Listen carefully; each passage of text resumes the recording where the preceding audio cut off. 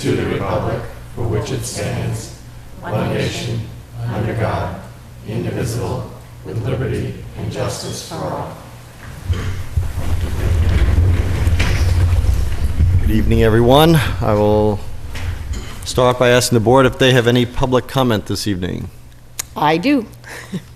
I attended the Friends of the Lunenburg Library annual meeting in July, and I was really impressed with how well they keep their finances, and also with the number of passes that are available to Friends of the Lunenburg Library. For $10 a year, you can get passes to the Fitchburg Art Museum, the New England Aquarium, the American Textile Museum, even the Mount way out in Western Mass. I encourage people who are friends of the library to look over that list. I'm a friend and I had forgotten all about it. And if you aren't, for $10, you can really have access to a lot of great cultural events. Also, a few weeks ago, I mentioned that the DPW has, through a state grant, been able to buy compost bins at the bargain price of, and offer them to residents at the bargain price of $43, and they're $109 locally. And 15 of the 30 have already gone, and we can actually get more through the state if we sell all of those. So it's great. It's a win-win for Lunenburg. People are reducing the amount of solid waste and creating their own soil.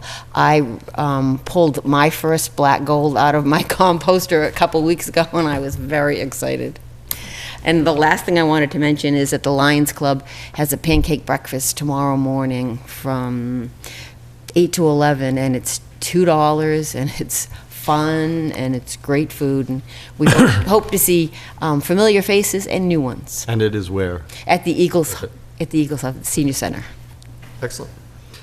Any other public comment from the board? Just two comments. This coming Monday, which would be the 18th, is the final band concert, Lunenburg Town Band Concert of the year. So if you haven't already gotten to them, I mean, they've been really excellent. In the last few weeks, we've actually had really good weather. So this one is a rain date for one that got rained out earlier. So we encourage everybody to come there. They start at 7 o'clock at the Common, right there in the intersection of Leominster Road and Lancaster Ave. Second, I want to thank everybody in Lunenburg and our state reps and state senator who sent their representatives, and the U.S. Congress people who sent their representatives to the pipeline seminar that was hosted by Representative Jennifer Benson last Tuesday, which is why we didn't have a televised meeting. As you most are probably aware, this is a very important issue facing the town and the whole state.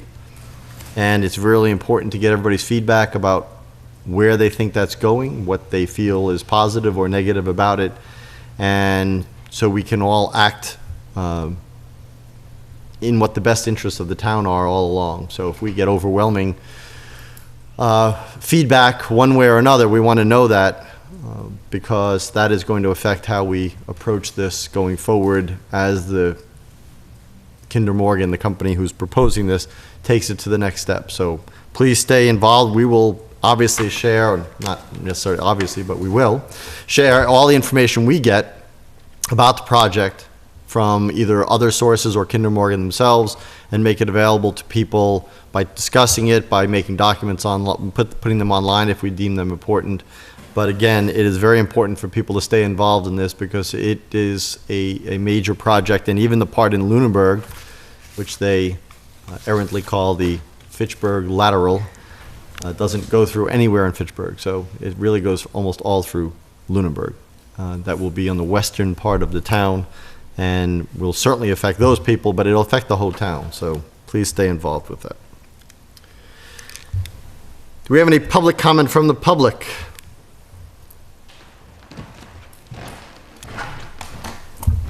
Mr. Chairman, my name is Kevin O'Brien. I was here 3 weeks ago requesting public records request. Kerry was very good enough to give me the 120 pages I got in front of me right now. That only goes back 4 years. I'm looking for the prior 4 years, which I think is probably something you could probably have printed out by your town council and sent. I am willing to pay for that. The email that I sent Kerry earlier says that. I'll give you another copy now, just so it's on record. But I would really like to get the rest of those 4 years for the request. I will ask our town manager if I am mistaken, but I understand that we are obligated to provide to you actually, even a subset of what we did provide is what we are obligated to provide. I think we went above that, and I don't think there is any legal requirement. I mean, we'll take your request under advisement, but I don't think there's any legal requirement that we provide any other documentation. So instead of us wasting each other's time, are you telling me you won't be getting any more? Well, since you just made the request, Okay. then I'm not saying that right now. Okay. But that is a possibility. Okay. So Is that correct? Is that a correct assessment? The request was for copies of legal bills associated with lawsuits, a certain number of lawsuits. The state law requires us to maintain, there's a records retention schedule for all different types of records that the town has. For vendor records, accounts payable records, we are required to maintain those through successful completion of the audit. At this point in time, we have successfully completed the fiscal 2013 audit. We did have records on hand back to fiscal 2010, so those were provided. We don't have records on hand before that. They were destroyed in accordance with the public records law. And he's looking for records back to fiscal 2006. We don't have them. His request is for us to get those from our attorney, which the public records law does not apply to the town's attorney, and so we're not obligated to provide those. We don't have them on hand, and we're not obligated to request one of our vendors to provide those records. So there you have it. okay, so we're gonna play the law on this, and we're gonna say no. We're not gonna even ask our attorneys to give us that, even if Kevin O'Brien is willing to pay for those. That may very well be the answer, yes. Okay. When will I know that? I actually just responded before this meeting, and my email response back to you was that we have complied with your records request. Thank you. Thank you. Any other public comment from the public? 7 o'clock. We have a few things at 7 o'clock. Do we have, which one would you like to, you want to get the announcements done first? Yeah, why don't we do the announcement? So we have the sale of memorial bricks for Veterans Park walkway. So Cliff, do you want to talk to us about that?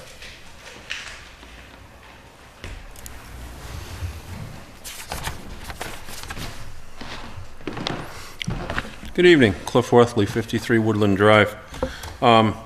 Does everybody have a copy of the request that? I didn't print those. Do Okay, you have I have extras? some here, yep. Okay. Let me just set this down so it's not fall.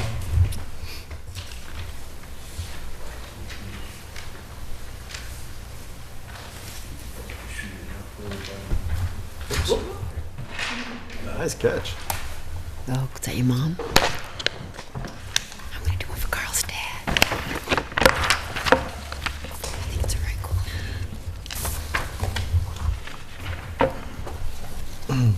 So, basically what's happened in 2009, an Eagle Scout, Tim Keir from town in Troop 1728, conducted an Eagle Scout project to rebuild the walkway at Veterans Park. It was done through donations, and it was done with, as under the auspices of an Eagle Scout project. Being on the Park Commission at the time, the Park Commission was involved in that because it's a park-maintained property. I happened to be the Park Commissioner at that time who was involved with him in the project. Hence, we jumped forward, and for the last 2 years, I have been trying to find out from someone in town, anybody, speaking with people downstairs in Town Hall, speaking with veterans. I've spoken to the troop. who, what, where, or how would someone go about if they wanted to buy and have a brick engraved to be put in the walkway now? Nobody seemed to know that answer. So, not giving up on my pursuit, I happened to be in town one day, just chatting with Kathy Herrick downstairs, and she said, why don't you speak to our town manager and see what she has to say? So Kerry was gracious enough at that time to take some time and sit down with me, and we had a discussion about it. And she agreed to help me with this project. So in being what we've decided in multiple meetings and emails and trading back and forth that we've done through this, is that we'd like to spearhead this project again, revisit it. I know that this past year there wasn't a memorial service for the veterans. The previous year to that, I actually attended it, which I've attended a few of them in the past. I attended it with purpose. One of the purposes was to discuss this with our veterans, which I did. I spoke to multiple of them, and they all had the same answer. I don't know. And I'm like, okay, well, somebody's got to know something. I even reached out and tried to contact the Eagle Scout, and that kind of just fell by the wayside. I never got a response from him or anything. So we fast forward to today and this past couple of weeks, and we've kind of put this whole thing together. I wanted to present it to you people to make sure that before we go too much further forward with it, that, you know, you people are on board, you have approval of this, so you know what's going on, and any questions that you may have about it, we can answer them before we move too far forward with this. Right now, in my research, what I found is that Powell Stone and Gravel supplied the bricks. They have the bricks available to them, to us. Leominster Monument, through their previous owner, did the engraving of the bricks. They have offered to engrave the bricks, the new ones. My proposal out is that we purchase a certain number of bricks. I am offering to purchase them myself through my company, 50 up to 100, whatever we need. I'm going to buy them. There'll be no expense to anyone to purchase the bricks. The cost to engrave the bricks through Leominster Monument is a maximum of $30 a brick. So basically, in discussion, our feeling is to just set a cap fee of $30 per brick, and it just covers the cost of the engraving. What we haven't worked, the only detail I haven't worked out is the installation of them. I felt that if we purchased bricks, the exact same ones that are there now, had them engraved, and then have someone come in and just replace what's there now, take the old ones out, put the new ones in. We don't have a lag time of bricks being out of the walkway. We don't have nature taking its course of doing whatever it does to the underneath of it, the base surface of the walkway. Hopefully everything works out well in that respect. So that's the reason for purchasing new bricks. The question becomes is, what do we do with the ones we take out? Well, in speaking with town manager, she was thinking that there's a very possibility that we can probably store them at the DPW somewhere where they'll be put off to the side. And then when the next round comes of whoever wants bricks, we have them there. All they have to do is be engraved and installed. And then the ones that come out will go back. So it's just a replenish of them. There'll always be a certain number of bricks over there available. We don't have to go wandering around trying to find out where to buy them from, how to get them engraved, any of that. It's all done. It's there. Everybody knows what's going on. So that's kind of where it stands. The only thing that I haven't accomplished, and I actually set out today and did some more research, is to find someone who can actually remove the bricks and install the new ones. And I'm trying to find someone who'll donate their time to do that for us. I know we have a lot of masons in town. I have some names of people who worked on the project originally, and I've been in contact with a couple of contractors in town, and they're going to provide me with some names of people who hopefully we can get to donate. And if it comes down where there is a small cost to have them replaced, I will take care of that expense through my company. I will do that. I don't want people to incur any more expenses than they already have. So that's kind of where it stands. The in speaking with the town manager, she feels that the best way to handle this is checks being deposited into the park user account. And that way there can be expended out of that. And the only expense that would come out of that would be the Leominster Monument for the engraving. So that's kind of where it stands. I don't know if you have any questions. Before you do that, do you have anything to add? No. Okay. So I will open it up to questions for Mr. Worthley. I've already got one application filled out for me. So Good. support this. Thank you. Great. I turned one in yesterday. I just caught them as they were walking out the door. So, thank you. Basically, you know, trying to figure out who's eligible. How does someone become, who is actually eligible to do this? Well, in speaking with town manager, it was felt that if you resided in the town of Lunenburg at any time in your lifetime, and you served in the military, any branch of the military, you're eligible. Whether it was someone who had a permanent residence and lived here their entire life, someone who moved in after they served in the military, someone who lived there before. I mean, no matter what aspect of it was, if you lived in the town of Lunenburg and you served in the military, that's your eligibility requirement. I have a question about sort of the walkway. Can you, instead of pulling bricks out and replacing them, can you extend the walkway? Well, that now becomes a whole different world because now you're building an extension to what you currently have, which means excavation, which means preparation, which means all the underlayment, all the, you know, everything has to be done to that. So it's in speaking with some of these people who do this type of work, they said it's really not that big of a deal to pull out what you have now and replace it with something else. Okay. There's not you're not going to have a major disturbance of what's there now. If you take something out and leave it out for a period of time, now you've got the elements, you got the rain, you got the wind, you got the people walking on it, who knows what, you got holes in the ground, all of this stuff can come about. But they felt that by removing Swapping it, out's nothing. pull one out, put another one in, and they said the only thing you gotta do after that is there's a sand that they spread that goes in between all the bricks. That's it. And the cost of the sand is minimal. In fact, I've already spoken to. Could you charge a little bit more for the bricks and that would help with the installation?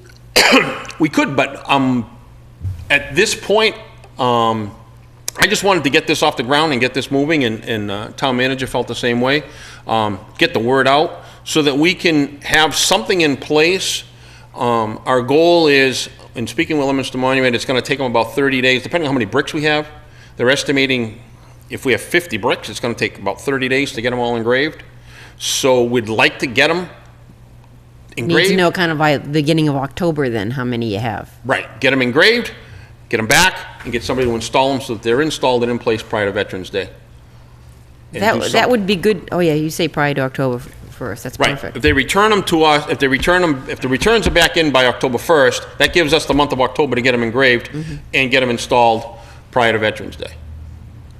But I don't think people would mind paying a little more if it would help with the They probably installation. wouldn't, but, I mean, I just felt that I'm not rich and famous, and my company's not a huge company, but I've donated a lot more than this to this town through my company, and I have no problem doing it. Yeah, Mr. Chairman, I like to commend Mr. Worthley for what he's proposing, and I don't think we need to overcomplicate this in any way. I know a few guys that built a few bocce courts that, you know, while I'd appreciate if any masons who really know the business come forward, that's great, but if not, I can guarantee you that we can get those bricks out and back in without any expense.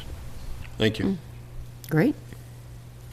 I would echo Mr. Toll. I think it's great that you have put this together. I know that there has been talk about various people over the last couple of years, especially. How do I do that? I'd like to memorialize my father, brother, nephew, whatever. I mean, and I think it's nice to put a program every once in a while, every so often that we do this. And so thank you for putting it together, and thank you for offering to buy the bricks. And something to understand is it doesn't have to be memorialized. It could be anyone. Right.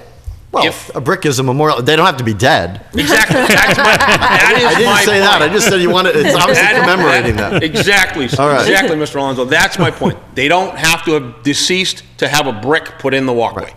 You can be alive. You can show up and have fun with us the day on Veterans Day when we reopen it up. Right.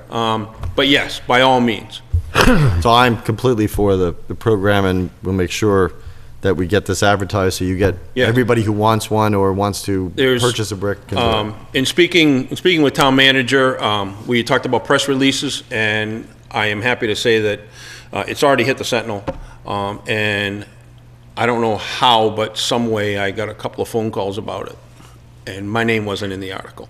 So how, People I'm like, know. how'd you find out? How'd you know I was involved? They're like, well, you know, we just kind of put two and two together. I'll announce it once it's official, which It is official. it is now official. It is official. So now, Well, it's up to you people to make it official. wow. Okay. I don't think it takes an official vote. I think we've made it, I mean, it's really, you've worked it out with the town manager. Unless there's an objection, I think it is official. And I'll make sure I announce it every selectmen's meeting. I appreciate that. So do we just send the checks to the town hall? What's going to happen, yeah, the Says at the bottom of the- the forms, I believe, are available on the town website now? Yes. And paper copies are downstairs, I believe, and we're putting paper copies in other locations? Yeah, they were distributed to the library, to the Public Safety Building, Council on Aging, and DPW, in addition to Town Hall. And it's on the town And it's website. And it's on the town website. Yeah, basically, in discussion, what, if you want to talk about protocol, and I actually mentioned it to them downstairs yesterday, is all forms are going to either go to the town manager's office or the town clerk's office, accompanied by payment. When we get to, I'll probably check in with them the middle of September and see what they have. And then by October 1st, I will collect all of the forms, know how many bricks we need. I will already be in contact with Powell's. He already has them. He's guaranteed them to me, no matter how many I need. I think he said he's got something like 20,000 of them, so I don't think we need that many. I will Build be a in new con- school with them? Excuse me? Say what? I'm sorry? Want to build a new school with them? No, you don't build schools with these bricks. Sorry. And I could be exaggerating in that number. I don't know. He just threw a number at me, but that was a few weeks ago. What I'll do is I will collect all the forms. I'll probably start collecting them in the middle of September, because what I want to do is contact the people, verify all the information with them to make sure that the information that they've written down is correct, in case something is not legibly readable, and then take it from there. Then I will get the bricks, get them down to Leominster Monument, get them going on that, and go from there. Well, I'll let you take care of the details. Thanks. And I'll tell you to the people who are listening that if you are interested, so this is officially, if you are interested in a brick for Memorial Park to commemorate someone that you want to commemorate who was served in the armed forces, then you should download the form, the application form, from the website, town's website, or you can pick it up in person at all the places the town manager just stated, and submit it. And there you go. And we'll take care of the details. And we're looking for submissions to be in by October 1st, you said? October 1st. Yep, Okay. it says it right on here. So you got 6 weeks.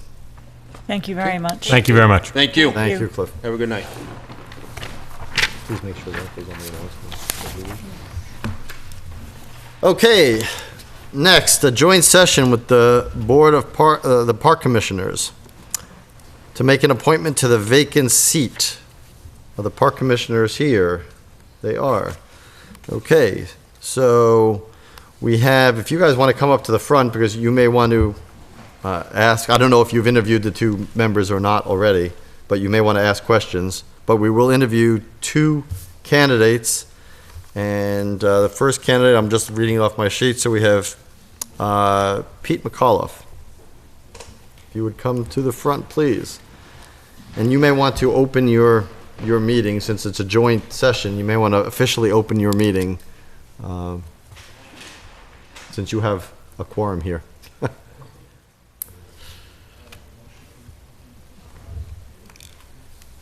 Okay.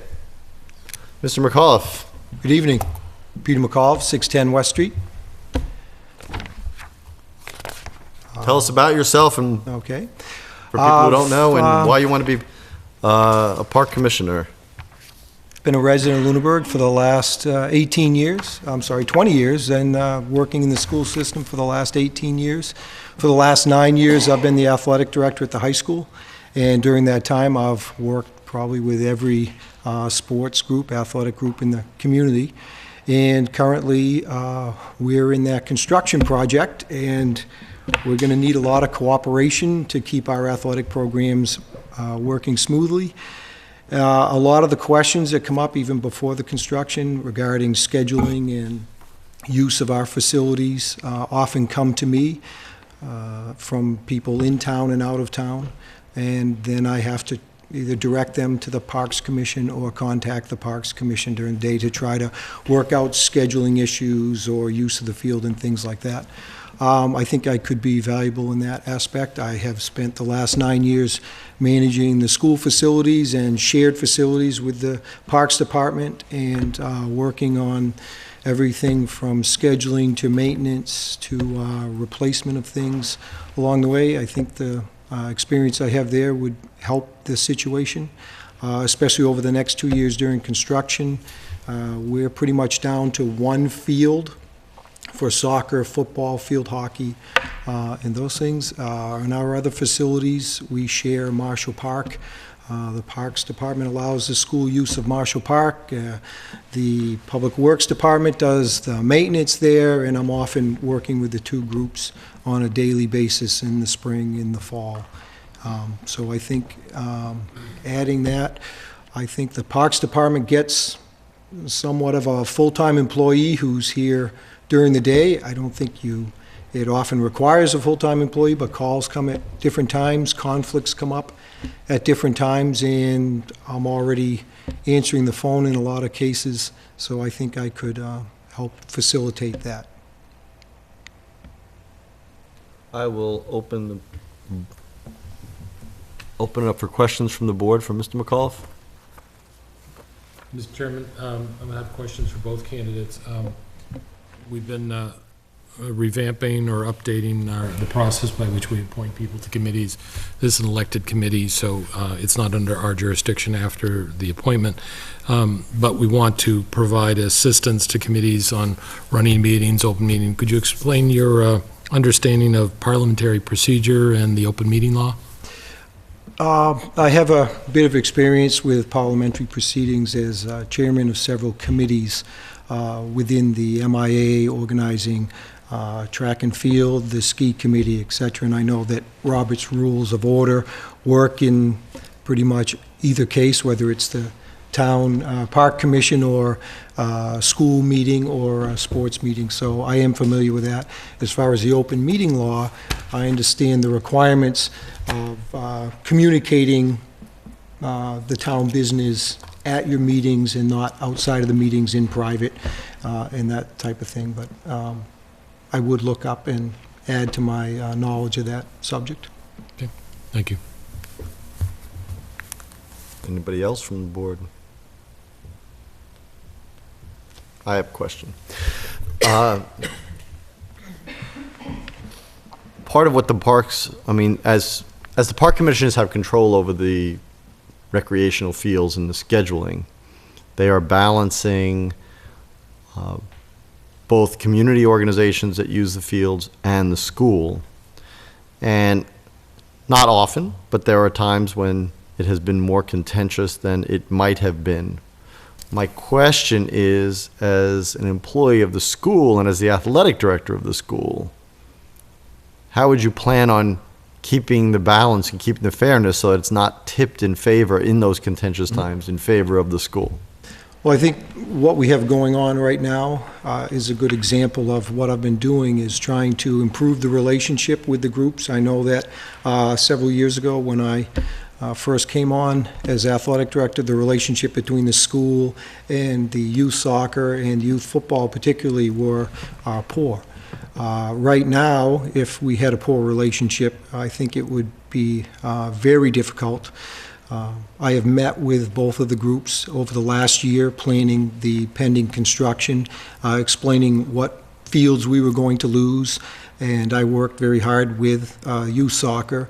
I had to find a place for the school soccer program to relocate. We have relocated our program this fall down to Camp Low, and we're going to be using their fields. I arranged for the youth soccer group to have access to the same fields. We're going to share the expenses to reduce the costs for everybody. I made arrangements working with the Bengals to make sure that they have practice facilities during this time of construction. And right now, it's a tight schedule, but everybody has a place to practice, everybody has a place to play, and everybody will get, nobody took advantage of the situation. I think that was important in the beginning, that everybody understood that it was going to be painful for all of us, but we were trying to make sure that no one group suffered any more pain than anyone else. And I think right now, things look very good, and I think we've worked out an arrangement that will carry us through the next 3 years or so, that we're trying to get to a point where hopefully we will then have, especially with fields, enough fields for everybody to use. And I'd like to see where we can expand some of our programs and get more of the other people in the community using our facilities as well. I know that the turf field down at the school is heavily used. There are a lot of groups that use the field, and now we're going to be restricting that as we're going to be squeezing. We don't have the options I had in the past. I could move my teams to the grass field, lighted grass field right next door, or up to Oak Ave, the front lawn of the school. Well, we lost all of those facilities.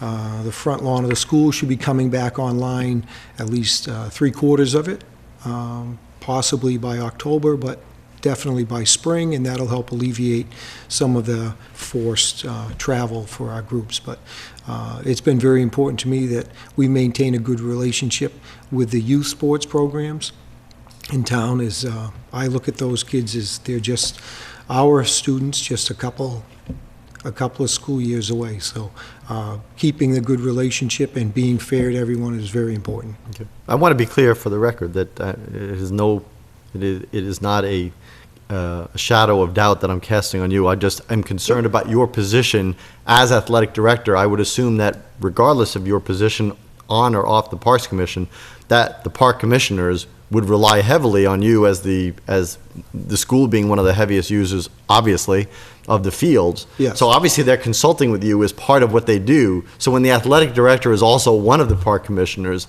all of a sudden I'm concerned, for myself at least, that there's a boundary by sheer fact of your position, not because of who you are. And that's what I'm concerned about, if I have anything. I mean, I've known you for a long time, and I mean, I think you do a great job with the school, so I don't want anybody to get the wrong idea. It has to do with what could possibly be seen as, I mean, as a conflict of interest, not in the elected sense, but you know, in the fact that you'd be wearing two roles at the same time, and that can get tricky. And that was a concern I had, but from my experience over the last several years is we do a lot of negotiating on things, and we look at what's been best for everybody involved, and try to be very fair on giving access to the fields to the teams that need it, and when they need it, and it's worked. I think the Park Commission has been great over the last 9 years that we've done this, and I think we can continue that. I just think it could facilitate it by eliminating a couple of steps and phone calls and waiting while you're trying to reschedule something. If I'm already in the loop on the scheduling and know what's going on, I think not having to make phone calls to ask permission for something that I know we're going to get permission for, but still need to get that permission to do something. Excellent. Park Commissioners, do you have any questions for Mr. McAuliffe? Thank you very much. Thank you.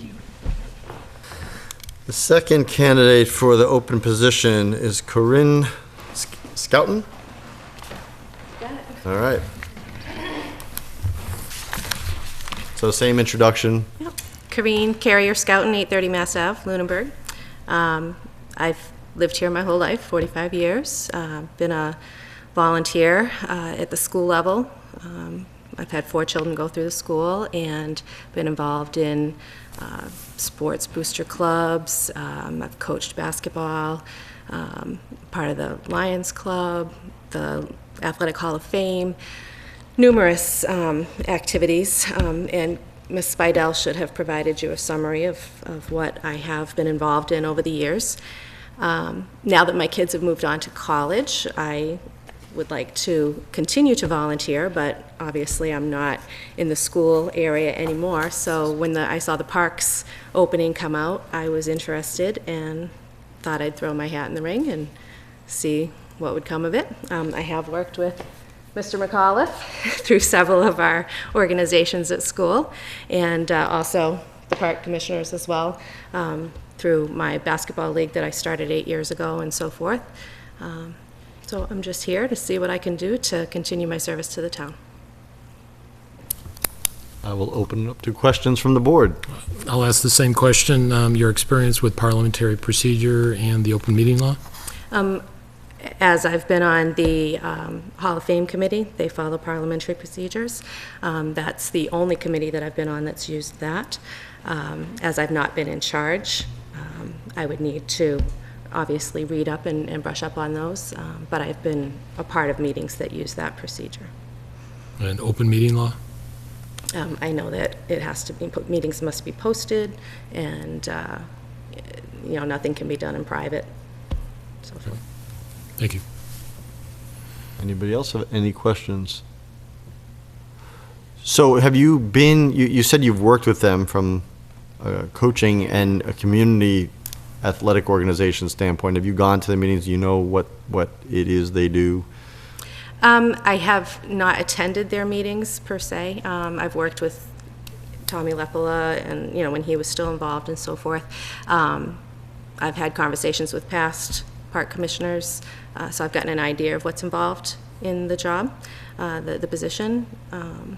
But I'm very willing to learn. It's an area that I am interested in keeping the community going, keeping the parks available to everyone in town, making sure that, both the school kids and the rest of the community, the adult community, has use and access of all areas involved in the parks. Okay. Again, no questions. Okay. So, before we discuss, I'm assuming the board wants to make an appointment tonight.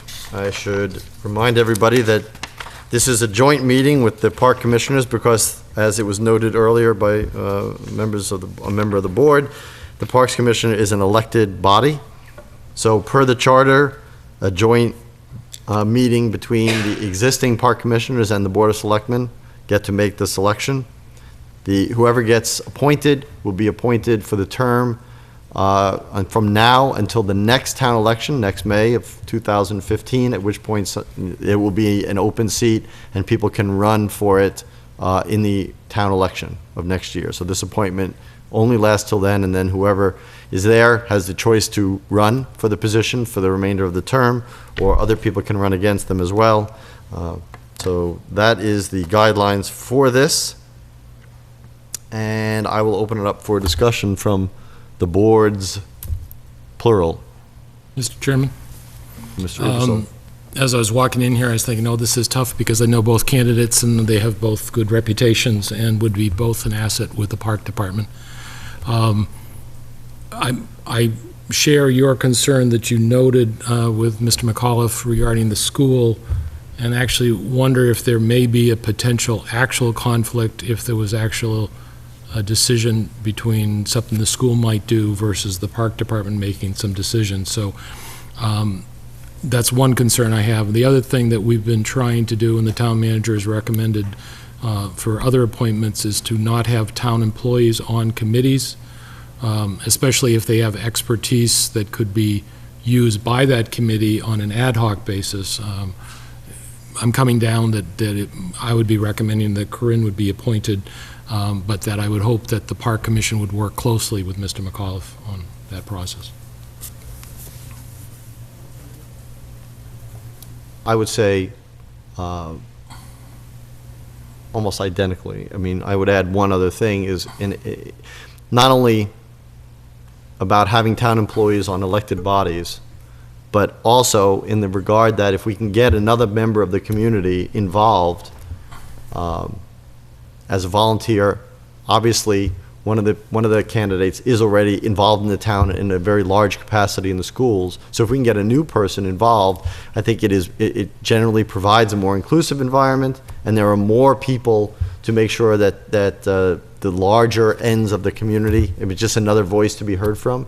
I know that Mr. McAuliffe has done an excellent job with the athletic department there as director, and I'm sure he will continue to do so. He has said about his very good relationship with the park commissioners, and I'm sure that will continue. So I would concur with Mr. Ebersol that I would lean toward Corinne Scouten for the position. Anybody else have anything to add? Please, yes.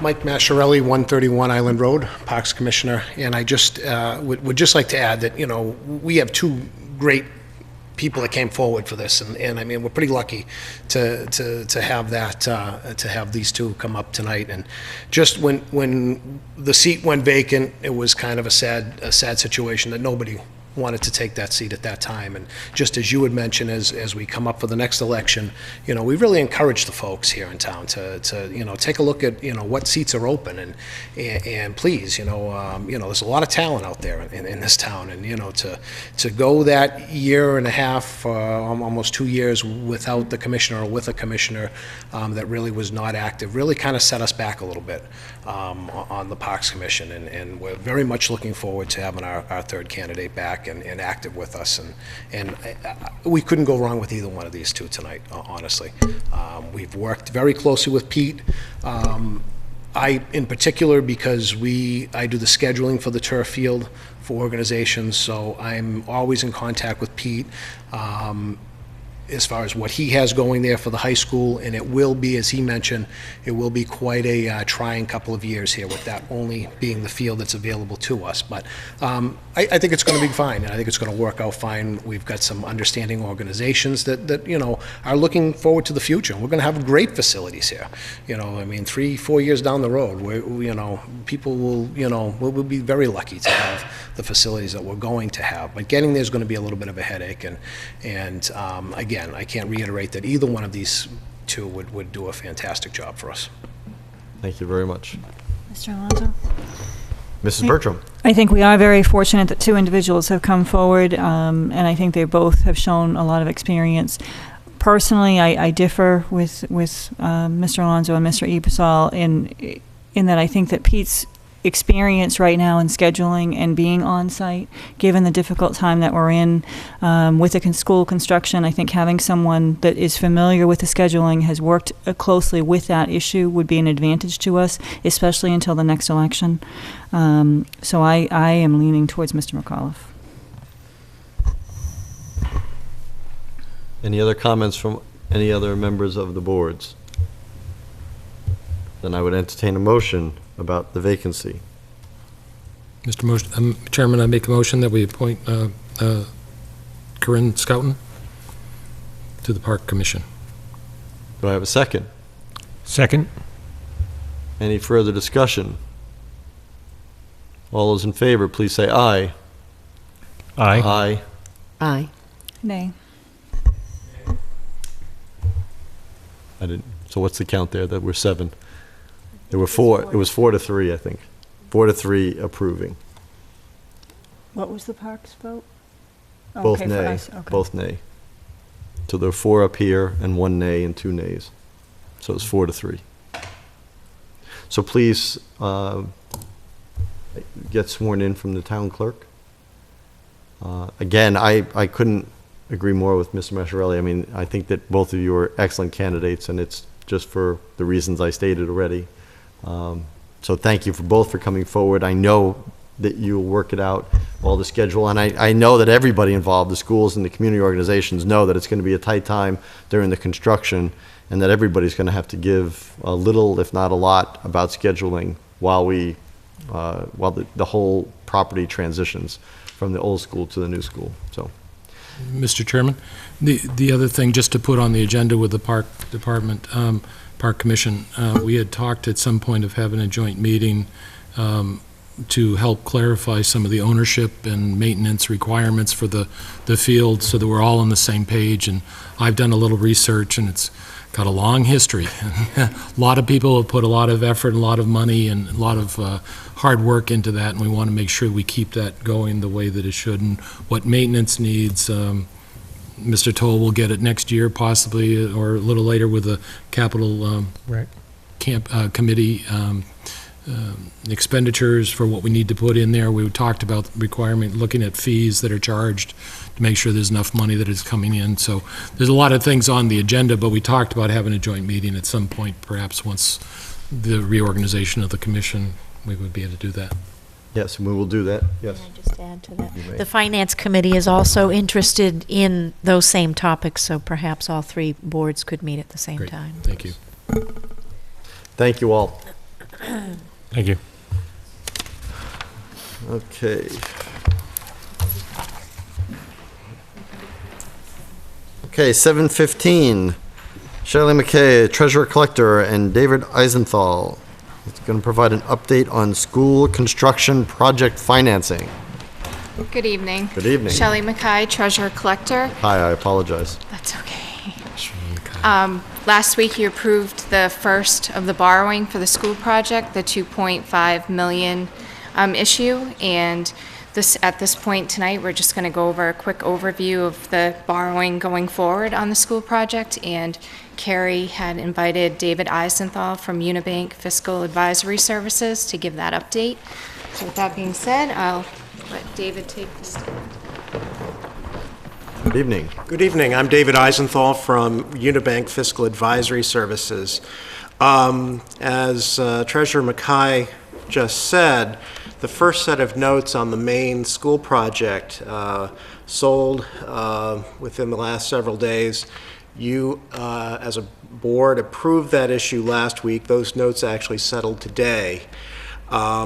Currently, the town has $2,809,000 par amount of bond anticipation notes outstanding. $309,000 were issued for the feasibility study, and then the $2.5 million that were just issued for the main project. Both of these are due on November 14th of 2014. The current plan, which is subject to some adjustment, is that the town will issue $6.3 million of bonds in October, November of this year. This will retire the $2.8 million in notes and provide enough cash to fund the project, at least the local share of the project, through June of 2015. We would look for another $6.6 million bond issue in June of 2015 to provide cash flow for the project, $20 million in January of 2016, and then a remainder, which looks like it'll be around $2 million in January of 17. And this is all based on the projected cash flow as provided by Jocelyn Lesser, the owner's project manager. At this point, now, as I said, this plan is subject to some adjustment. We are awaiting the execution of the project funding agreement to resolve certain issues relative to the cash flow. The cash flow will be, or the plan will be a little bit more solid once the PFA is finalized. So, Mr. Chairman, that was my very brief statement. And brief it was. Any questions for Mr. Eisenthal or the Treasurer Collector? No, I'm sure you will both keep us apprised every step along the way with the town manager. Obviously, the project is a hugely important project, so. Well, thank you, Mr. Chairman. Thank you. And thank you. Thank you. Thank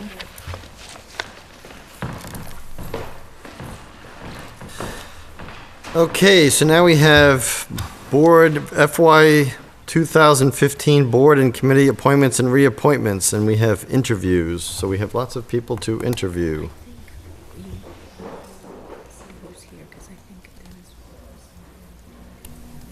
Okay, so let's confirm who's here. Yes. Is Jacqueline Dwyer here? Yes. Lois Lewis? Here. Okay. Scott Chase? So those are everybody we have here. Those are everybody you have listed. Are you Sarah Grant? Okay. Okay. Is there any two people for the same? So you have Jacqueline Dyer and Dwyer and Sarah Grant are here for the Council on Aging. And how many openings do we have? Yeah. You have 4 openings, but you have not interviewed everybody. You have 1 or 2 candidates coming to your next meeting. They weren't available this evening. So I'm not asking for you to make any appointments to the Council on Aging, but just to continue with the interviews. And Okay. at your next meeting, hopefully you'll be able to make appointments. And the Council on Aging has a quorum at this time? Yes, they So do. they can wait until, okay. They do. Thank you. You did. It's in the packet. Okay, gotcha. Okay, so let's start with Jacqueline Dwyer, please. Mr. Chairman, I just have a clarification. So we have 4 candidates. Are there 4 openings, and how many candidates do we have that are interested in that position? So there are 3 individuals who are up for reappointment. 2 of those 3 have returned the request for reappointment forms and indicated that they are not interested in reappointment. The 3rd has not yet returned the form, but has indicated to Council on Aging staff that she is not interested. And you have 1 existing vacancy because of a resignation. So there are 4 vacancies on Council on Aging, and you have 5 candidates that are interested in appointment. Thank you. So for all the candidates, when you come up, please come up. When you come up, just say your name, your address, and then I'm gonna, so I don't have to ask, just why you're applying for the, whatever body that is you're applying for. I'm Jacqueline Dwyer, 105 West Street. I am very, very new to Lunenburg. We've been here less than a year. We moved from Kansas. I have 2 kids in the school system. I've got a high schooler and a middle schooler, which is terrifying to me because they're still little in my brain. But I am a bachelor's prepared RN. I have been a nurse since 1997. I have a very strong interest in the health and well-being of the elderly population, and with the increase that we're going to see in our elderly population and the requirements that they're going to have, and the fact that we as a community can truly care for some of these needs here instead of sending it elsewhere and keeping people home and engaged. Just research that I've been a part of has said that that is the best thing for our elderly. So I looked at the Council on Aging on the website. I was very excited by some of the things that I saw. It's something that I would like to be a part of. I also feel that as a professional in the nursing field, giving back part of our knowledge should be required. I personally required of myself, and because I'm new here, I saw that and I was like, wow, look, I could fit there. So I'm here. I'll open it up to the board. Mr. Chairman, I'd just like to point out that when we had our booth looking for volunteers at the bonfire, Jacqueline was our first to come to the booth, and she came back later on in the afternoon with her husband, so. I was fairly excited about coming to We the were booth. very pleased. Any questions? Have you served, when you were at your previous residence in Kansas, did you serve on any committees, municipal committees there? Not municipal, that was a mouthful, sorry. Sorry. Municipal, okay, I'm gonna skip that. Any town committees? No town committees. I was the president of the PTO. Oh, okay. So I was very familiar with, working as a group for a larger purpose. So, but no town committees. Thank you for letting me say the word town. You mentioned your background as a registered nurse. Yes. Have you worked directly with the elderly before in any other capacity? Yes. Can you talk as a little nurse, bit about that? I have. I worked in long-term care. Okay. For a short period of time. I've also been a part of hospice, not in a paid role for hospice. I've done volunteer work with hospice. I have taken care of elderly family members, neighbors, and I've also worked in clinics where we had a high elderly population. So Thank you. it's one of my, my husband says that I like either end of the spectrum. I like them very, very young or very, very old and nothing in between. It's kind of our joke, so. They've got a lot in common. You said it, not me. Hopefully there's a lot of people in the middle part that will take that away from you. There are, trust me. Yes. Any other questions? Again, thank you for coming forward and especially having been this new to the town. So. And one of the things, I'm sorry, is I want to be active. We were active in our old town, and having older children, it's very hard to break into a community, especially a very well-established community like Lunenburg. And I thought maybe this would be another way It's to... a great way to get Great involved. way to get to know people, and Really we've been is. here a year, and I know 2 people in our town by name, so I thought this might be another way to get to know people. You still find yourself saying, we're not in Kansas anymore? Yeah, and I do have Just a... waiting. You were just waiting. Trust Wait me, for so the was end, I. I've come heard on. it all. I do own a pair of red shoes, and I don't have a dog named Toto. So there you go. Thank you very much. Thank you.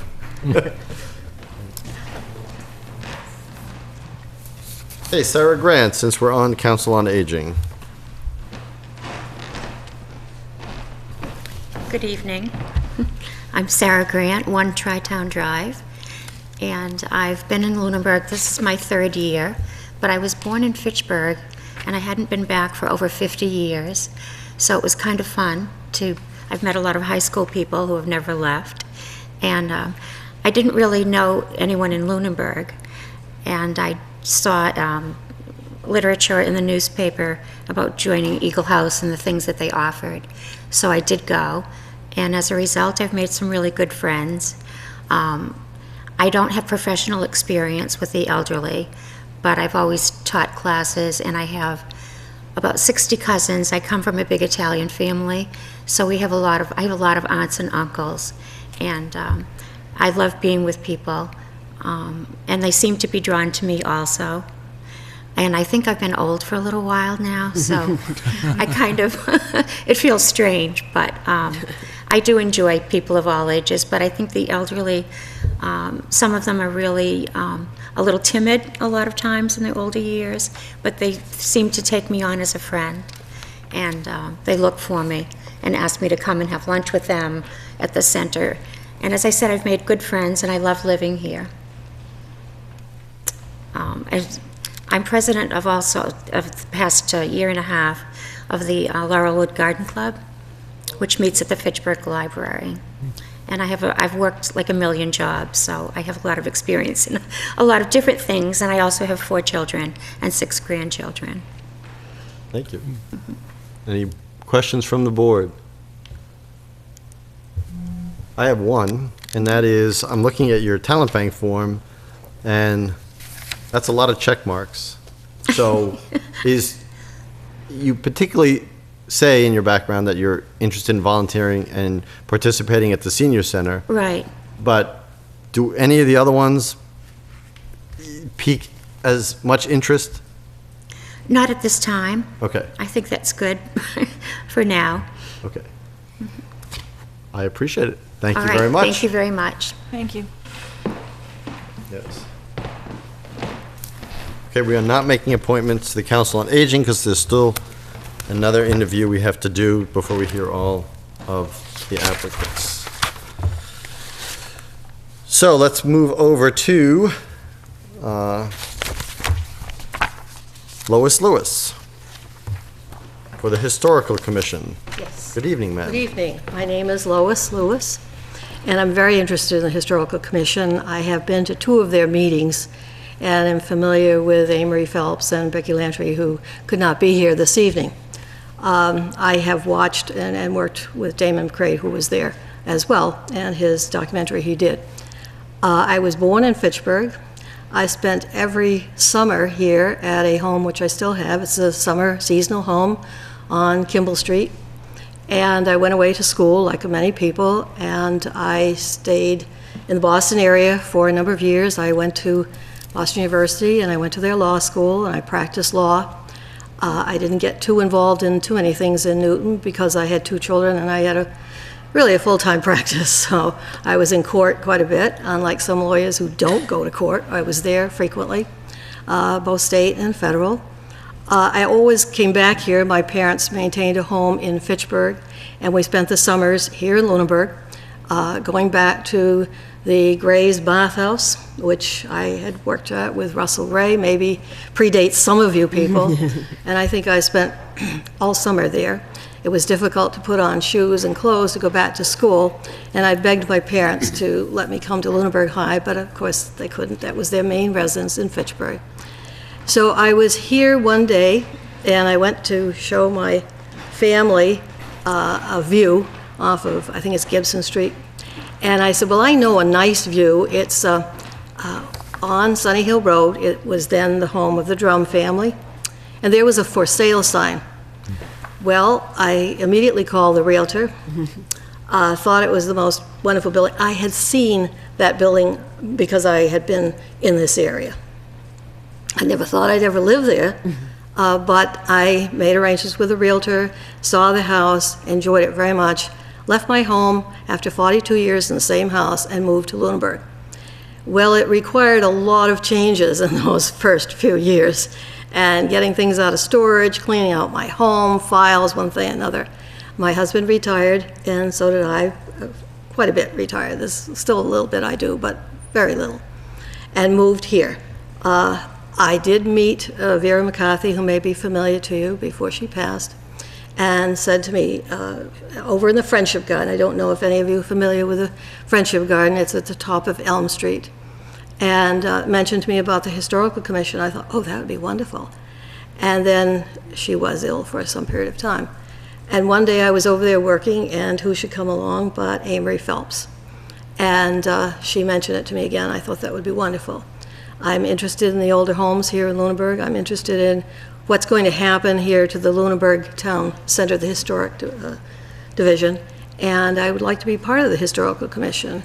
My family is already a part of the Historical Society, and we've been there for their meetings with Jim Larkin, of course, and looking forward to the September one, when the writer of the book of the 1774 uprising in Worcester will be heard, and the author will be there as well, so I'm looking forward to that. I don't know if you have any questions, but I'd be happy to answer anything. Well, I do have one question. It has nothing to do with it. It has to do with your last statement, because we got an invitation from the event in Worcester that they're holding about the 1774 uprising. When did you say that meeting was at the In September. Well, we've already had one meeting. No, but when is the author going to be? I think it's September 7th. Okay. I might. Because I think it would be fascinating, by the way. Do you remember the exact date? This is my husband, Arthur. The 6th or the 7th. I'm not Okay, sure. we'll look at it. I'll look at it. I just wanted to Yes, know because you want to be really there for piqued that. my interest Yeah. when I received that flyer. Well, They were there's- looking for volunteers from Lunenburg to represent Lunenburg, because Lunenburg was part of that uprising, supposedly, of the assembled militia that went down there in Yes. 1774. So, It's amazing, really. yeah, news to me. I mean, so it was really interesting, and I started reading about it. I just got it earlier this week. So, Yes. Was I there? any Thank you very much. any questions for Mrs. Lewis? No.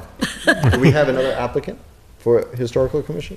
You Thank you. don't. You currently have one vacancy, Pat Slattery's resignation. That's for a term to expire June 30, 2016. You have two current members that were up for reappointment. One, Amory Phelps, submitted her form, and it's in your packet this evening. Damon McQuaid is the other member, and he, as you know, is on a number of other committees, and he's still thinking about whether or not he has the ability to continue. He said he'd get back to me by the 15th, which is the deadline. Okay. Now, on this spreadsheet, Yeah, there's just- two X's. I'm just interested about the other It's Sarah candidate. Grant, who just spoke. Oh.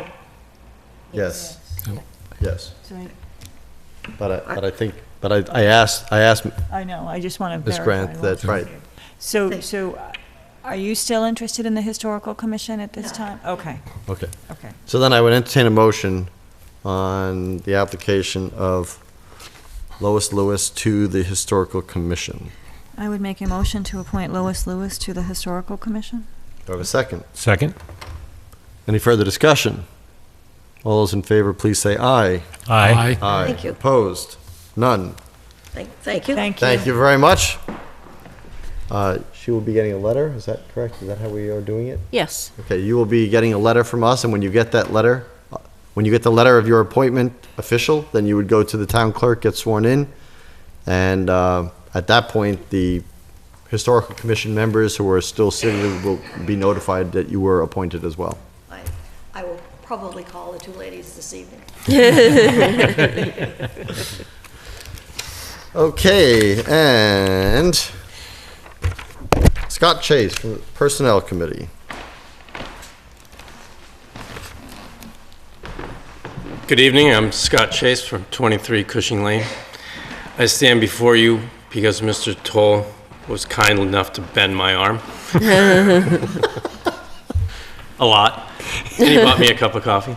I've been in the human resources field for most of my career, the last 10 of which I've held leadership positions in mostly technology companies. And what Mr. Toll was kind enough to say some of the projects would be around the Personnel Committee, I thought it would be some interesting work to do. Happy to answer any questions. Parliamentary procedure and open, yeah, no. You will learn those.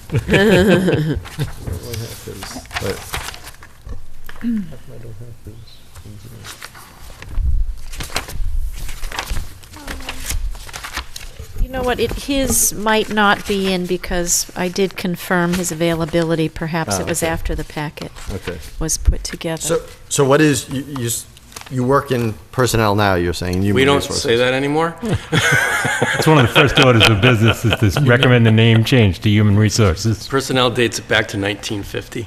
I work in human resources. Human resources, yes. fine. Yes.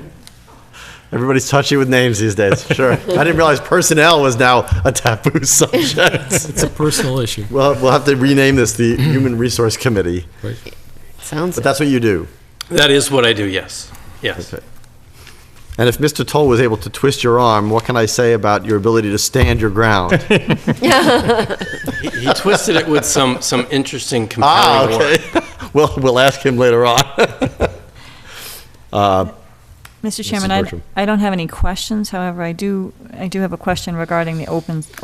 Did you actually say that? You don't have any questions, but you have a question? I did just say, I don't have a question for the applicant. Okay. Let me clarify. But I have a question on the number of appointments. We have Yes. 5 individuals who've come forward. We've appointed 2. Have we appointed? We did Yes. appoint the 2. Yes. So we have Appointed 1 2. vacancy, and so we have another individual who's interested, Renee Lafayette.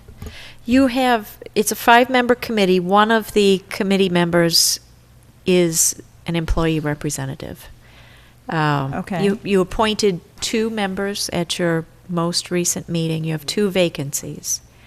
Mr. Lafayette was interviewed months ago, back in, I think in March or April, and I did speak with him last week to make sure he was still interested in an appointment, and he is. And then you have Mr. Chase, and I don't know who else you had. According to this form, Sarah Grant is also checked in that column. Yeah. That's the only confusing part, I believe. Right, except we have 2 individuals in 1 position. Is You have all I 2. wanted- 2 positions. 2 positions. 2 positions. Two open. positions. 2 positions Two and 2 positions candidates. We, Okay. So unless my math Okay. is right, I think that fits Okay. perfectly. That's a good interview. That's The terrific. less I say, the better. So you have 1 vacancy that, one of the seats, the term would run through June 30, 2016. One of them was up now, so it would run through, one would be a 2-year appointment, one would be a 3-year appointment.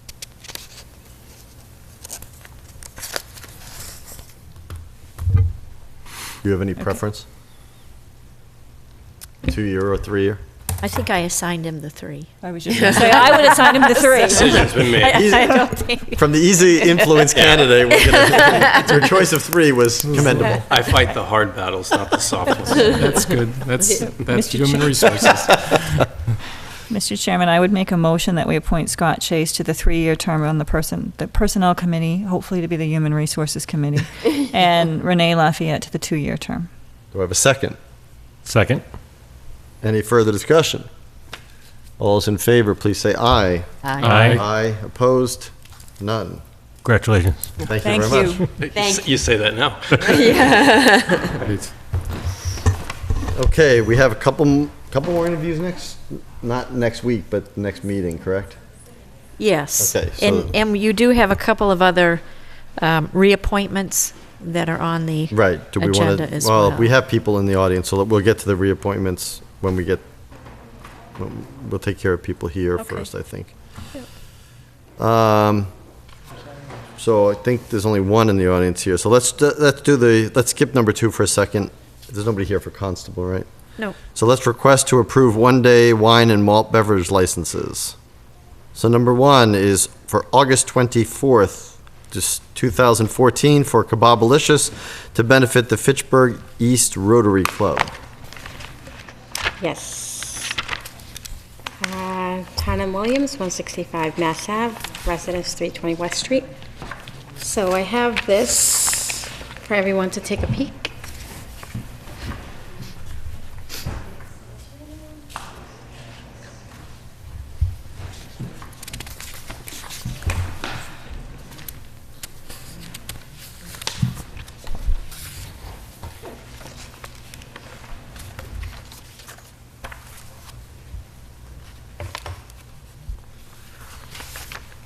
This too. Oh, that's stapled, okay.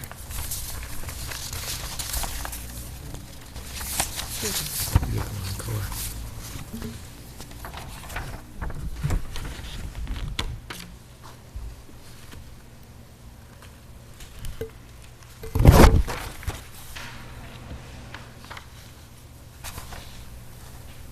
Okay, so everything it looks like that we need to know about the event is on the flyer you just distributed. That's correct. So just for people at home, Sunday, August 24th, from 4 to 7.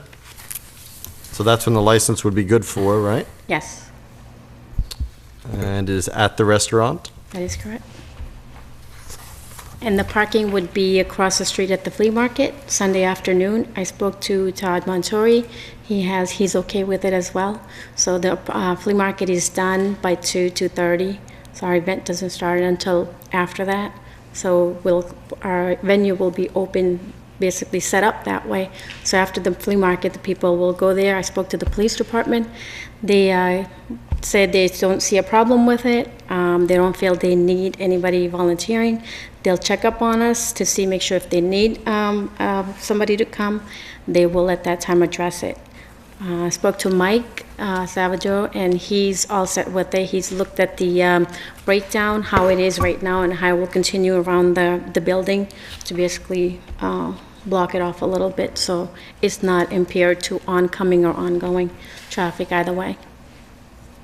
Is this all going to be inside the restaurant, or is it going to be Inside outdoors? out. It's an inside outdoors, so Okay, it's like an both. open flow, yes. Okay. I just wanted, because that wasn't clear here. So he's okay with that, the police, that was going to be my question, the police chief, so you've talked to them? Yes, I spoke to the fire department and the police department about this. Let them know the dates, what they've done. They said just come back on a week before, remind them, so they'll put it on their calendar or come take a look at it. And I said, okay.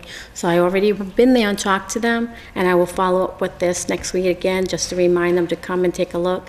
And also on the day of, I will make sure that they come periodically. If they feel like coming and checking, they can. And based on the sketch you submitted, it looks like you're gonna gate off the whole Yes. parking area. Yes. And the only Question? comment I would have is just make sure you let everybody know not to park on Mass Ave, to definitely stay within the flea market, because the police will ticket and tow. We have a Rotarian volunteer that will wear a vest, basically trafficking everybody into the parking lot area. So that would basically be throughout the evening. Mr. Chairman, I make a motion that we approve the one-day wine and malt beverages license for Kebabalicious for August 24th from 4 to 7 p.m. Or a second? Second?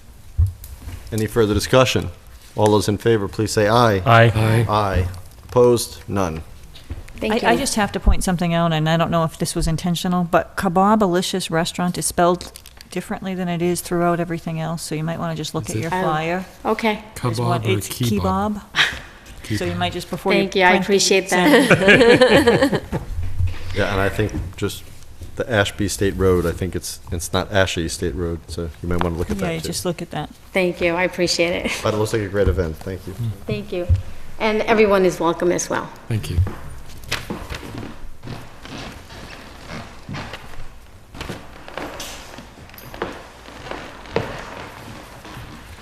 Okay, another one-day liquor license, actually two for the same organization. We can take them separately or we can take them together depending on the board's pleasure, but we have one for September 20th, 2014, and one for November 22nd, 2014, for the Lunenburg Lions Club Meat Bingo. Does anybody have any problem with us discussing these together? No, it's, Okay.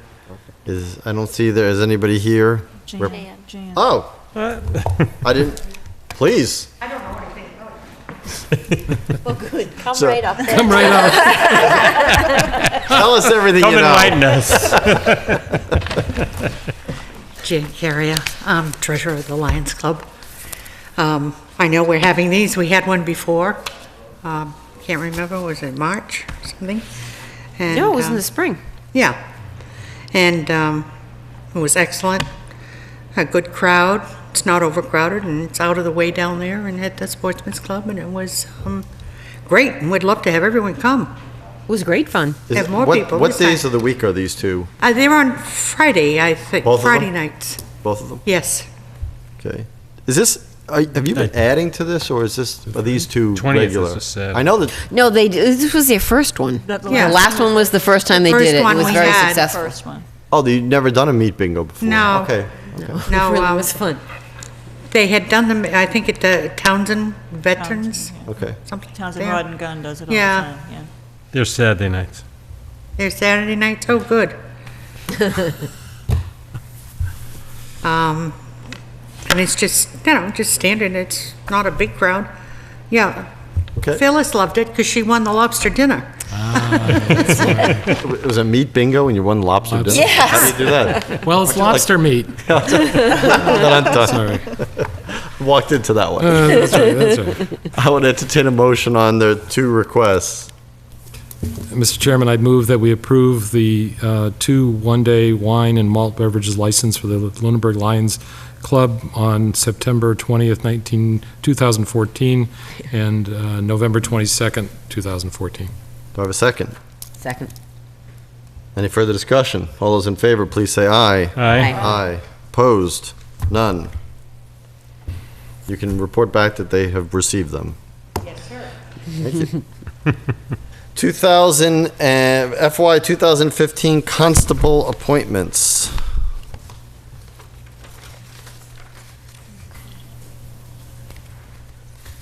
I just want to. So one of the groups of people that have yet to be appointed are the constables. They are appointed by you, the Board of Selectmen. In your packet, there is a list of the individuals to be appointed. These are all returning constables, nobody new this year. And I will just read the names of, I believe there are 9 individuals seeking reappointment for fiscal 15 for constable. Richard O. Allen, Michael A. Batalico, John H. Godick, Albert Palladian, Kevin Rice, Paul D. Benedetto, Luke Dorenzio, Douglas Duvall, and Stanley Young.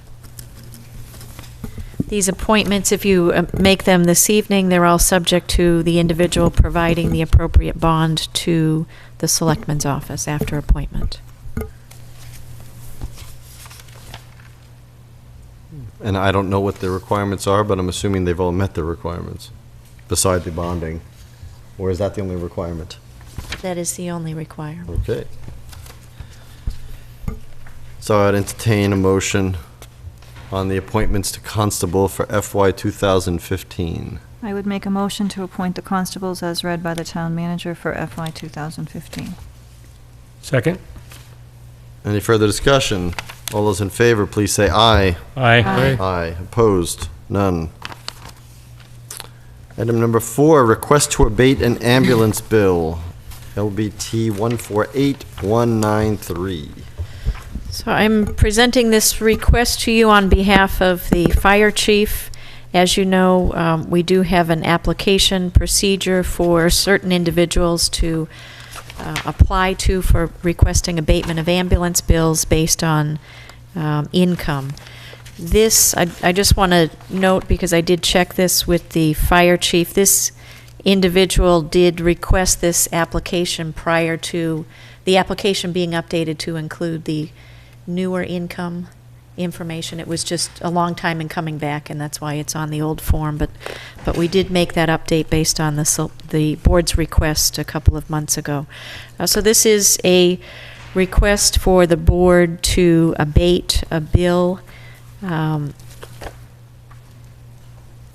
LBT 148193, in the amount of $150, based on the fact that the applicant meets the HUD low-income limit set forth in the application.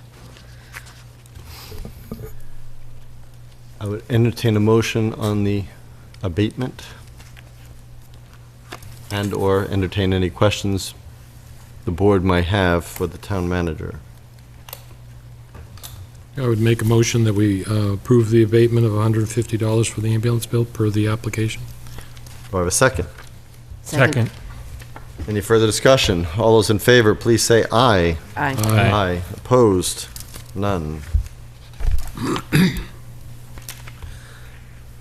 Number 5, execute termination of land development agreement for the Jones House, 42 Main Street. I will hand it over to you. You're going too fast. Sorry. No, that's okay. All right, so this is a request that was made by the property owner of the Jones House. You may recall that when the town sold the property, there were a number of conditions placed upon the buyer of the property that they meet. Really, most of it centered on timetables for making restorations to the home. And the property owner submitted to the town that he had completed all of the requirements of the land development agreement. I sent that off to the Historical Commission and asked that they go out and conduct an inspection of the property and verify that all of the conditions had been met. They did return that back to me and advise that all of the conditions had been met. So at this time, it would be appropriate for the board to execute the termination of the land development agreement. And I see in there, well, they said they offered a tour of the home. It would be interesting. I don't know if anybody in the board, beside the Historical Commission, would like to see it. It might be interesting. I don't want to put them out. I would be very interested, just because having toured it before the renovations, and I would love the opportunity to see it afterwards. If we can arrange that. I can ask. They did, I don't remember the date, but they did. They said they were going to do it in this spring. Right, I saw that, but I don't remember there ever being a date proposed to us. Since it's January. So, anyway, if they would be, I mean, we're not looking to be there for an hour. We're looking at just to, it would be interesting to see what, because we all saw what it was like before, so. Right. But given the letter from the Historical Commission and their tour, Yep. I would make a motion that we terminate the land development agreement for the Jones House. Second?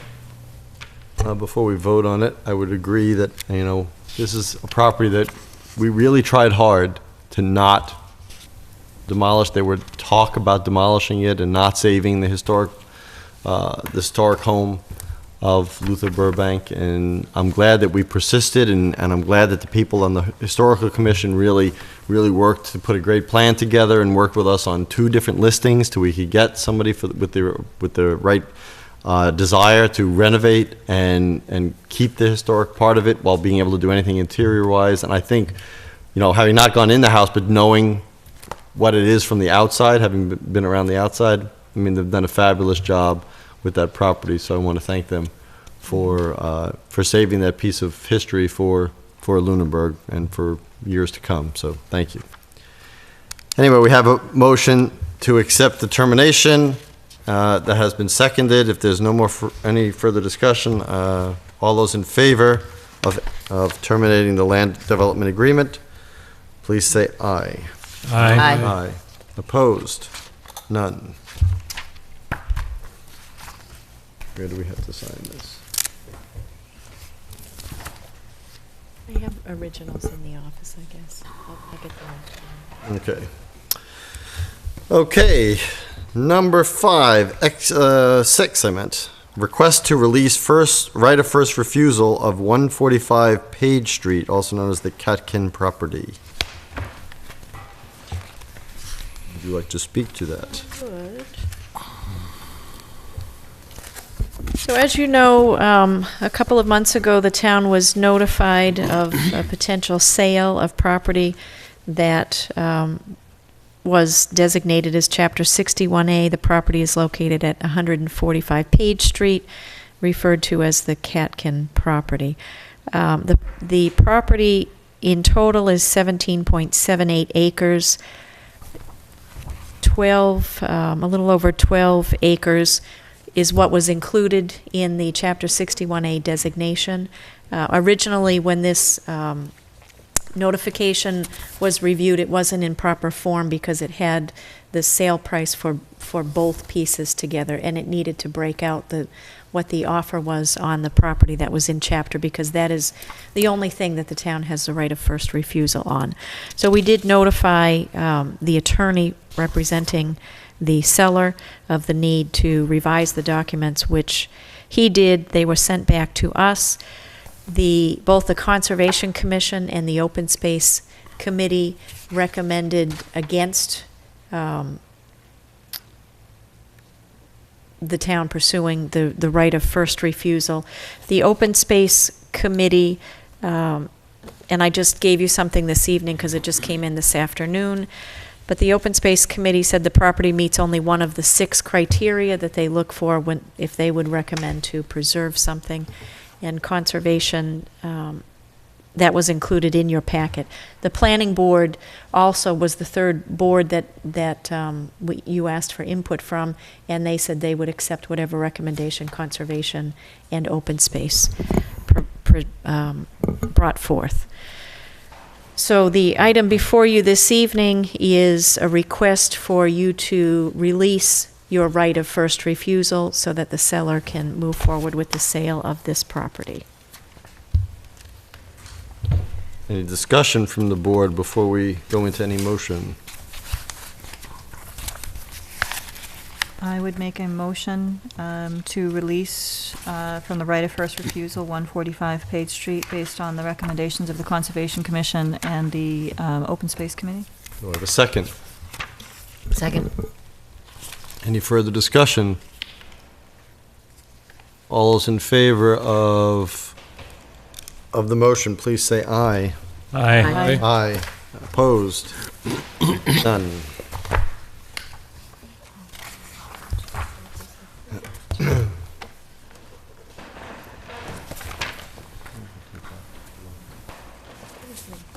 Thank you. Okay.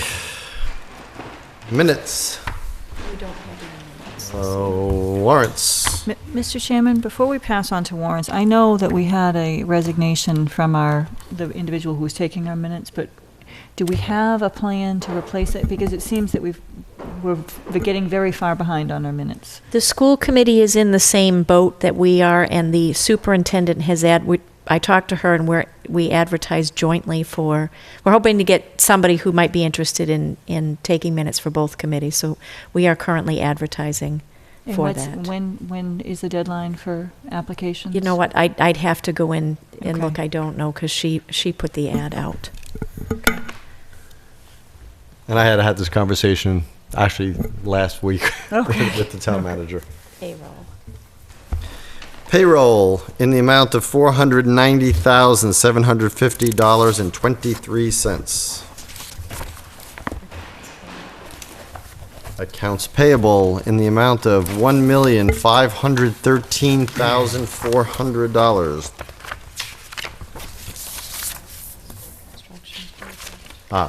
And that's why I was looking, because of the high number. So this is having to do with the school construction.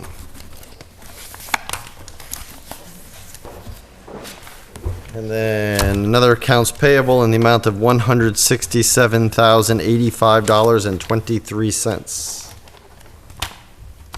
This is payroll deductions.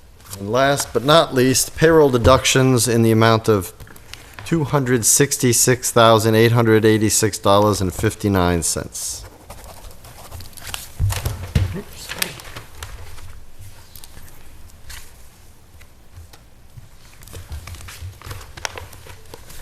Action file issues. Anybody have any action file issues? There was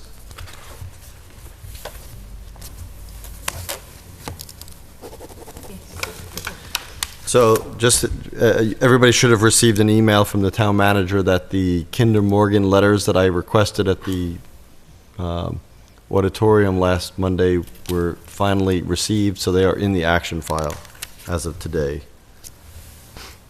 Can I make one comment relative You to may. that? At least a couple of the people at the meeting last week mentioned the fact that there isn't a whole lot of natural gas service to homes in Lunenburg. And so I asked Fitchburg Gas and Electric today how many homes they actually serve. And they provide service to 300 households in town. And I believe there are about 4,600 households in town. National Grid also has a small part of town, and I asked the same question. I don't have that response. But I did get a service area map from Fitchburg Gas and Electric too, and perhaps we could put that up on the website. I think we probably need to have a section on the website for documents related to this. But I just thought it was interesting, and it wasn't a piece of data that I had in my brain. I knew it was a small area of town, but it's even smaller than what I thought it was. The National Grid is, I don't know how many numbers, but it comes up Prospect, up Leominster, into the center of town, down to the middle school, and then serves both the elementary and the high school now, and will do the new school. Right. So there's a substantial amount. But I believe that the Kinder line will go to Fitchburg Unitil Gas substation. I believe that's correct. Yeah. That's what it's connecting to. So 300 households is what they said. Okay. In Lunenburg, served by Unitil. And the schools as well? No, they're served by National Grid.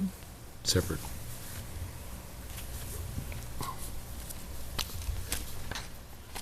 Okay, committee reports. Board of Health. Board of Health had a meeting on the 28th. They did have a discussion with the residents who were complaining about some agricultural uses. The chair of the Agricultural Commission was there with the idea of possibly trying to resolve some of the complaints by the adjoining residents. And they were provided with information of the Mass Farm Bureau as well. The recognition, as we go through this, the Right to Farm bylaw did not create any new rights, but created a commission that would hopefully market agricultural and also hopefully work through any disputes that there might be. So they are working to continue to do that role. They are, other than that, the Board of Health moved discussion on agricultural wells to the fall. And that was the only other discussion that they had. Thank you. Building reuse. No report. Next meeting is September 15th at 6:30 in the town hall. Capital planning still on hiatus? Yes. All right. Finance committee. No report. They're meeting 21st, I think it is, a week from Thursday. If we have not already, can we send an email to the town moderator about the vacancies so that we can? I did that today Okay. and sent an ad to the paper today. Okay, thank you. That's a joint appointment? The finance committee has a screening, as an appointment committee that's made up of the town moderator, a member of the Board of Selectmen, of which I am the designee, and then a member of the school committee. So that three-body they interview and appoint people to the Finance Committee. Library Board of Trustees. They're on summer hiatus. They must be meeting with the capital planning people. That's right. Other than Mrs. Luck's comment about the Friends of the Library. Yeah. MPO. No report, and the August meeting is canceled. Planning Board. They met last night, and just the highlights. They did a site plan review for 1259 Mass Ave, which is currently the site of Glow Chiropractic. There's a proposal to add a use, a landscape storage use to that parcel. They went through the peer review, went through some of the issues, and that's ongoing. So that's still underway.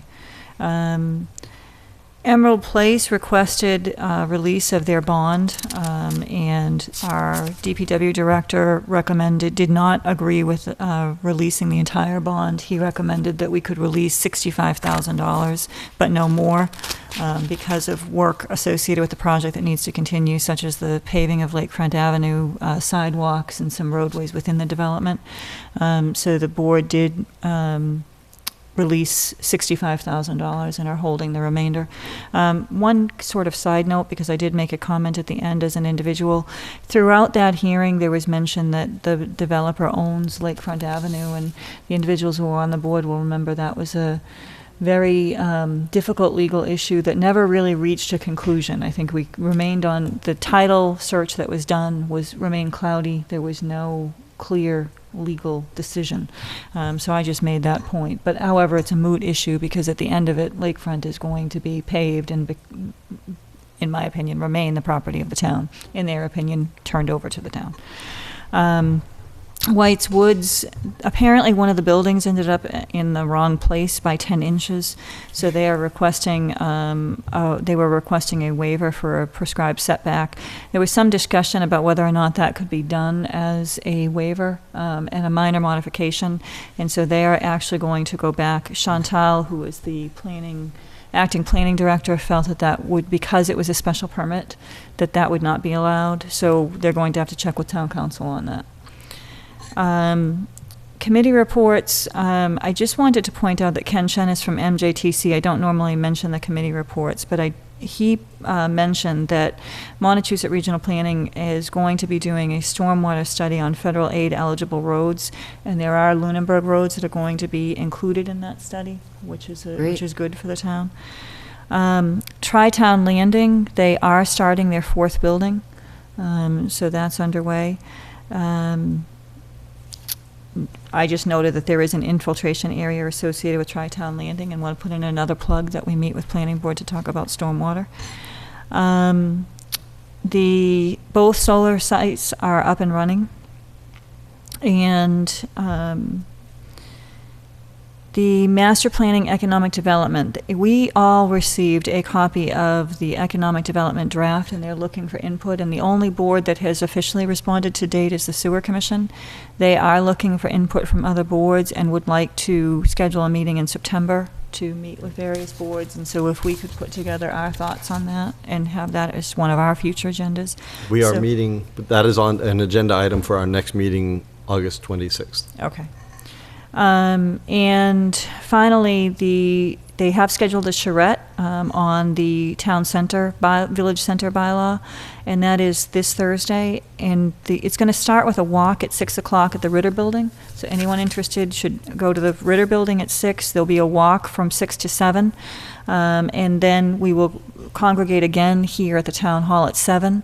And there will be 5 questions posed to people. It'll be a breakout session for a half hour. So each group will work on one question, and sort of, there will be boards with input in responses to those questions. And then there will be, the entire group will come together to review the responses to those questions and then provide additional input. So it sounds like it's going to be a very interesting charrette, and I would really encourage people to come. They're really looking for feedback from people on the village district bylaw. I have a question about that. We were watching the meeting. Did they decide whether you were going to get to pick which question you worked on, or you were going to be assigned? You know, I had that. So I left the meeting wondering the same thing, because Mr. Chenis, during the discussion, Mr. Chenis mentioned that it was talked about that they were just going to count 1, 2, 3, 4, 5, and you got whatever number you were, you ended up with that question. And Mr. Chenis had an issue with that and said, if I feel strongly about one issue, I want to be in that group. And so he recommended that people be allowed to choose what group they go to. But that was never really resolved. It was Okay, kinda that's what I It thought. was left hanging, and it was never really resolved. So I guess we'll find out That was the Thursday night. teaser to come to the meeting. Yeah, I guess we'll find out Thursday You know, I night. thought it was really valid because his group is going to talk about town commons you like and would like to duplicate, and maybe people don't have an interest in that particular topic and really wouldn't want to be in that group. Right, I agreed completely, because after hearing the 5 questions, I have specific things that I'd be interested in. And some I some that wouldn't I'm be. not. Right, So, right. so. Well, the problem is of 5 questions, you may have 3 questions that everybody wants to be in, Exactly, and 2 and then questions some that you're groups going to with assign nobody. anyway. So. Exactly. Well, if exactly. they got 2 dog questions. But that's the update. I appreciate it. Thank you. PAC, that is the one that's the next important one that we get approved. So we've interviewed one person. There is one remaining member. You interviewed 2 people. Where's the second one? You interviewed. Looking at your own chart, I don't see that. Let me We go did, back. You it was 2 interviewed charts. Steve Walker Right, that's who's and here. Mr. Bajeko. Oh, we did interview him. Okay. Yes. All right. Earlier, And like so- in March. Yes. I remember that. left messages for both of them last week, since there's been such a long period of time Right. for them to confirm their interest. One got back to us, I think, today and asked for a copy of the PAC bylaw, which he just wanted to take a look at before he committed. We're still waiting to hear from the second, but we don't have talent bank forms for all of the Right, so we openings. So again, for people who are interested in the newly constructed with the changes that were made to the PAC bylaws in town meeting, if you are interested in serving on the Public Access Cable Committee, which would be establishing policies for what is to air on the 2 channels, the public access channel and the governmental channel, please, we need volunteers. It will be basically a brand-new committee, and we will be meeting with the new PAC committee once it's appointed, to basically kickstart them with a meeting, with a joint workshop with the Board of Selectmen, so that we can kind of talk about direction, talk about goals, and things they should be focusing on. So if you are interested in doing that, please fill out a talent bank form and send it into the Board of Selectmen's office. You can get the talent bank forms online or at Town Hall. Okay, school committee. The school committee met last week, and there was a first reading of 3 policies under review. There's a policy on CORI, the criminal offender record information, a new policy on that. There's a policy governing fingerprint-based criminal history record information that they have to start collecting and using. And there's also a school lunch policy for dealing with insufficient funds, negative balances. As I mentioned before, there's $9,000 outstanding in the school lunch program, and they're trying to get a handle on that. And they have a whole policy which sort of ends up in turning it over to a collection agency if there's a certain amount of time in which the money's not paid. And all 3 policies are going to be posted on the website, and they're looking for people to comment and give their opinions via email, call. And they said some of it is federally designated and they don't have a choice, but they are looking for input. And the committee also voted to approve a new special education program at the high school. It's called Transitions. The goal is to provide small therapeutic services for identified students and their families. They're going to try to help transition students from a smaller group environment back into the mainstream school setting. The program cost is $132,892. They're able to afford this because there have been 3 changes in collaborative placements, resulting in a savings of $159,242. 1 student moved out of the community, and 2 others are being able to move into a less restrictive environment. So it's the opportunity for them to create this program and hopefully bring more students back into Lunenburg. Thank you. School Building Committee meets tomorrow night at Passios. Since we approved the funding that we just talked about tonight with the treasurer collector, we have not met. So that'll be the next meeting.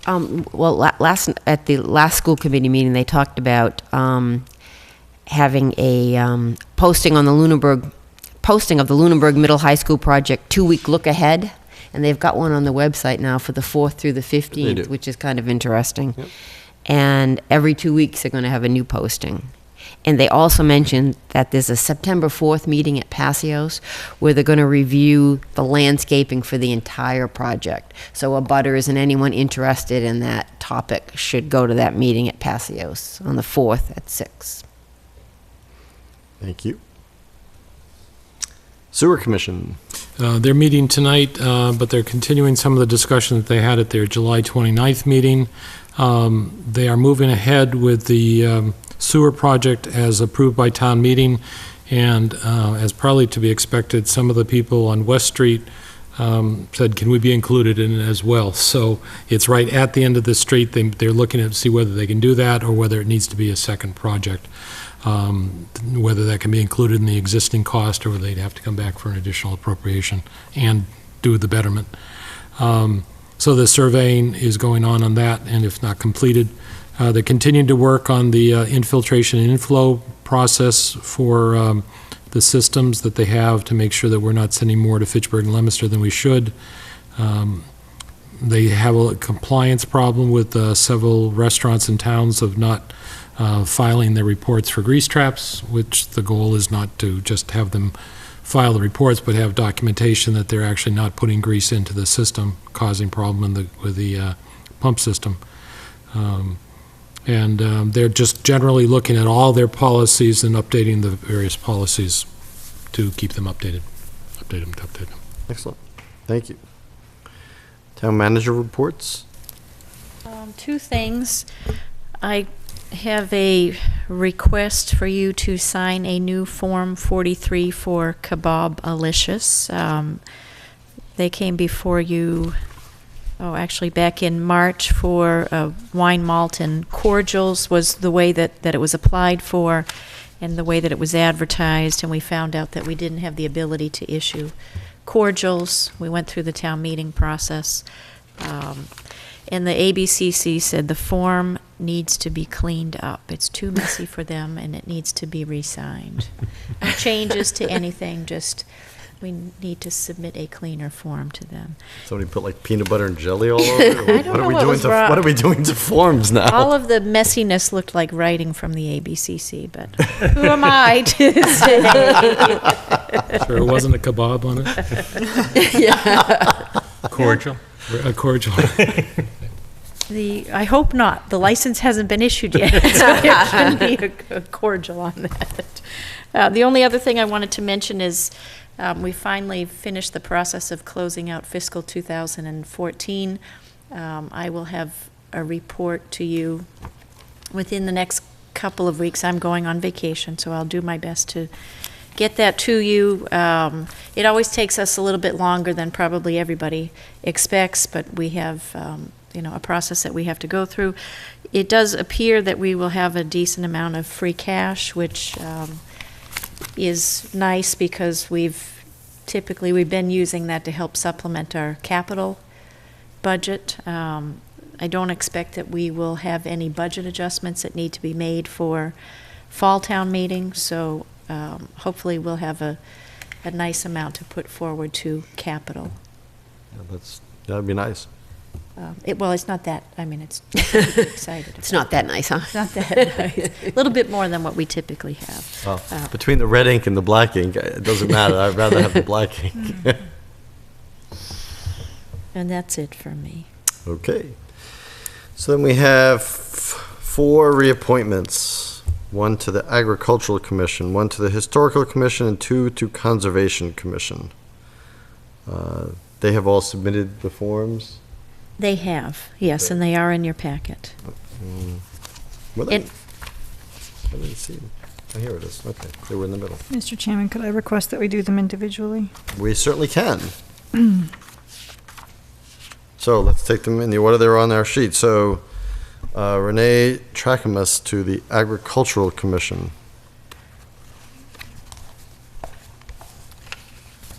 My reading of the chart is Mr. Trakamus.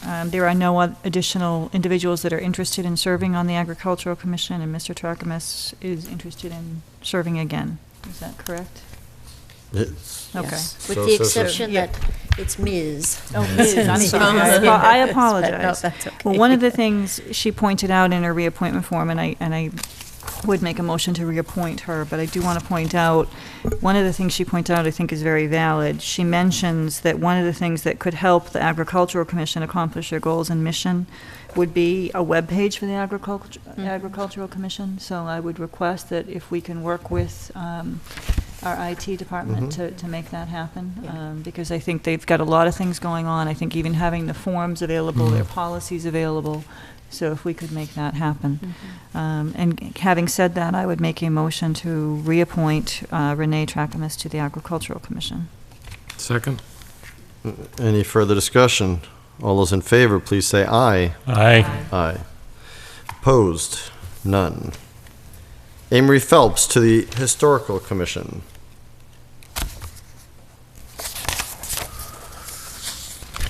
And just to clarify, Amory Phelps wishes to be reappointed, and there are no other individuals that want to, other than the other appointment we made tonight, which was Lois Lewis.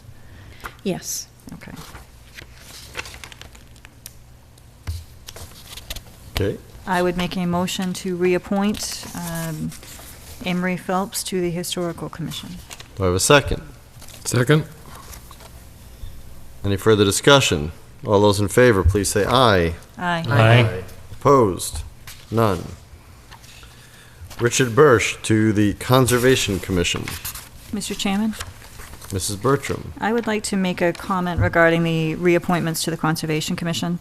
And I want to be clear, when these appointments came up, I was going to recuse myself on this issue, and I'm going to abstain tonight. I completely appreciate the service of Mr. Birch and Mr. Murphy, who are seeking reappointment, and I appreciate the fact that they returned the reappointment forms. In looking at the chart prepared by the town manager, there are 3 other individuals who submitted talent bank forms for the Conservation Commission, and I want to disclose that this in no way has anything to do with what I'm going to say, but it's certainly going to look like it. My son is one of those individuals. What I have a problem with was, while I think that we did a great job of doing the reappointment forms, similar to an election, I believe that simply because you're on a body doesn't mean that you're necessarily the best person to serve in that capacity. We have 3 individuals, and one of them actually happens to be an environmental engineer, and I don't know her personally, who submitted talent bank forms, and they haven't even been given an opportunity to be interviewed. So I believe that, similar to an election, the incumbent must be selected to serve by the people to serve another term. I think the appointment process should be the same. All individuals should be given an opportunity to serve and be selected based on their qualifications for the position.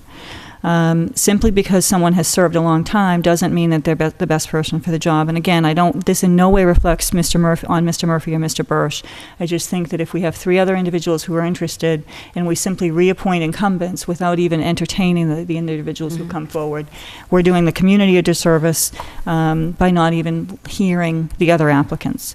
So I personally think that that was one of the reasons why we have talent bank forms, we have reappointment forms, and before we appoint to the Conservation Commission, I think we should give the 3 other individuals the opportunity. And I think we should do this with any body, any board, any commission. If we have other individuals who are interested, we should hear from everyone before we reappoint. But having said that, I just wanted to say my piece. I am going to abstain from this vote. Mr. Chairman, I would like to echo that, and I would actually encourage us to interview the incumbents so that we have the full picture. As well as the new people that might be interested in coming in. Because one of the talent banks didn't provide a lot of information for the reappointment part, as much as I would hope it would have. And you can't force people to put anything else, but I'd just be interested in, and it's somebody that I don't know. So it's not like I can say, well, yes, I understand how they've operated in the past, and I don't know as much about the Conservation Commission as I would like to. But I think that I would recommend that we take no vote on these 2 appointments, ask them to come in to be interviewed, and to schedule appointments with others as well. I agree.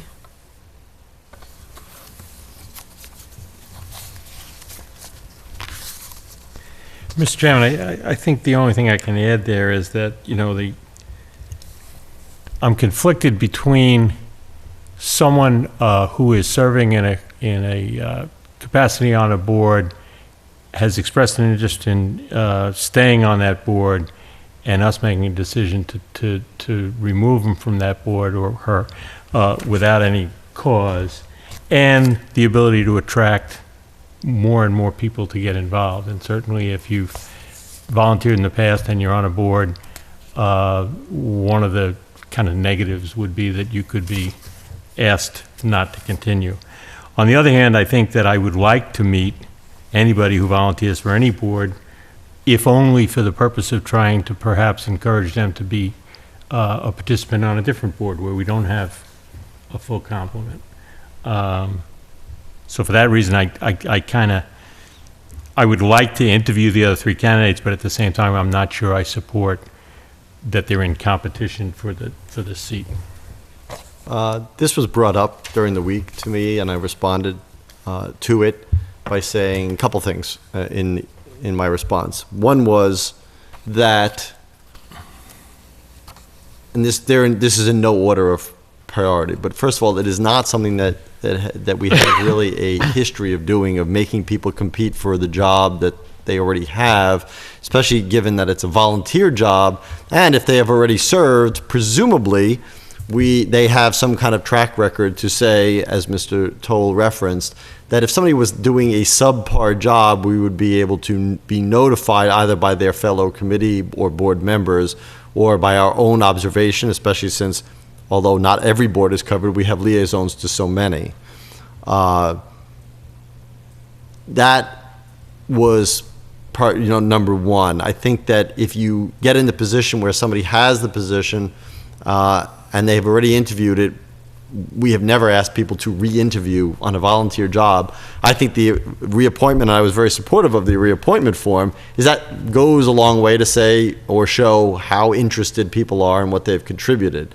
So I am not comfortable. I believe it is possible that we may lose volunteers by making people vie for the same position. I mean, people who are in elected positions, most of these are 1 year. People in elected positions serve for 3 years before they're chosen. So doing this manner, you could be serving 1 year, do nothing, that would be considered wrong or anything, and then kind of be chosen to be not reappointed for no reason. I don't think that encourages people to get involved. However, I also agree with Mr. Toll that I think we should meet the people and try to convince people, if that's not their first choice, to get involved with something else. And we have done this many times, and some of the questions, maybe not this evening, but in other interview processes, we've asked people, what would be your desire, or would you be amenable to be on not your first choice, but your second choice, to get people involved? So it's a close thing. I understand the point that we want to get the best person for the job. I don't know that this board in a 5 or 10 minute interview is going to be able to make that kind of determination. And so it may seem to some people, especially the people who don't get reappointed, as kind of arbitrary. And that's what I would try to avoid. So on that, by a thin margin, I would say I'm against not doing the reappointments tonight, again, as one member. So, Mr. Chairman? Mr. Ebersol. Just to note that these appointments are for 3 years. 3-year appointments. So I think these are conservation is a very important board, and that part of the concept of the reappointment form was to create the dialogue. And I guess I would say that one of the forms did not create that dialogue. One created quite a bit of dialogue, and that gave me enough information. This other person did not give me any information of why I would want to vote for him for that purpose. So I think that what we're trying to do is not to scare people away, and not to say that you're going to automatically be reappointed or not automatically reappointed, but if we have a dialogue with somebody, and again, I'm not going to talk about these two people at this point, but if we have a dialogue with somebody and it's obviously that they are going in a direction that we think is not conducive to the town moving forward, then it would be incumbent upon us not to reappoint that person. We've just appointed 4 people tonight with very short interviews, and I think those short interviews gave us a lot of insight in what those people can do. And so I think that if we don't have enough information, then we should hold longer interviews and other things like that. So I know we're probably going to not do the reappointment part, but I would recommend that we interview at least one of the 2 other people for me to actually to be able to vote for that reappointment or even to consider it. And at that point, once you've invited one, I would recommend inviting both. I agree. I think conservation is a really important committee, and we don't have a liaison to the Concom. No, we don't. So we don't really have much direct interaction.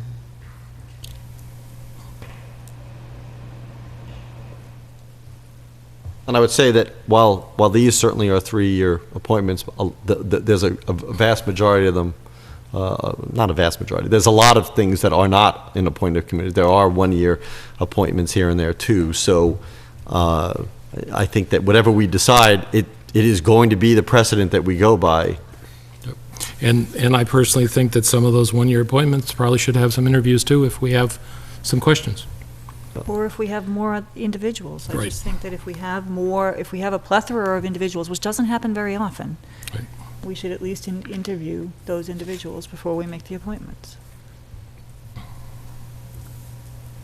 While it doesn't solve our current dilemma, I would suggest that this might be an excellent task to give to the Human Resource or Personnel Committee to help us really put some meat on the bone on how do we attract more candidates than we have seats for, and then go through the selection process. I think I would agree with that. But you're right, that doesn't help us tonight. So, Right. So thank you. Thank you for not helping. Somebody wants to make a motion. I would make a motion that we invite in all the candidates for a Conservation Commission, as well as the 2 candidates seeking reappointment for interview with us to gather information. Second. And as a point of clarification, are you setting this as a one-off, or is this what you would like to be the new policy? I mean, are you saying that just for this particular circumstance you want to do that, or going forward you want to do that? I don't have an answer to that at the moment, because I think we may be setting a precedent, and I don't think it's a bad one. But we can see how it goes. Yeah, I would look at that process. I would also look at feedback from the HR Personnel Committee for how we might actually be able to make sure people give us information. Otherwise, if we have a reappointment form and people return the form, then that automatically means they get reappointed. And that goes against what we were trying to do with the reappointment form, was to create a dialogue. Okay, and I would I would bring up the nuanced point that if you want to say that there's a candidate who has not really taken the time to explain why they want to be reappointed, I personally have no problem with that. If you said, the other person clearly did. I think they've made very strong points about why they want to be reappointed and what their strengths are and what their background is. And so I have a differentiation between those two. I'm more than happy. That's why we brought the reappointment form up. If somebody wants to say, I don't think the reappointment form that one person has submitted really answers the question and may not show the kind of initiative that we want in the role, I am okay with that. Just because we have other candidates, for me, is not enough for me to vote for the motion. So, anyway, the motion was made and seconded, so everybody in favor of the motion, please say aye. Aye. Aye. Opposed? Nay. Nay. And I'm abstaining. So the motion fails. Let me just try this, and I don't know if it will go anywhere. I'd like to make a motion that we appoint the candidate who did completely fill out the form and leave the other one open until we get more information from that candidate and any other candidates. I'd second that. any further discussion? All those in favor of that motion? Could you name the candidate? Richard Bursch. Richard Bursch. I knew who you were talking about. That we Just for the motion. That we reappoint Richard. Okay, okay. Any further discussion? All those in favor, please say aye. Aye. Aye. So let's make the motion on, was that the motion to Yes, reappoint? yes. Okay. Okay. Unless you want me to say it again a different way. No, that's fine. Okay. And so we are thereby requesting that we don't have enough information on the reappointment form for the remaining candidate and would like to meet that person and the other candidates? Is that? That was my Yes. suggestion, yes. Okay. Is everybody okay with that? Mm-hmm. And I would agree with that too. So, okay. So that, if we can schedule those, that would be perfect.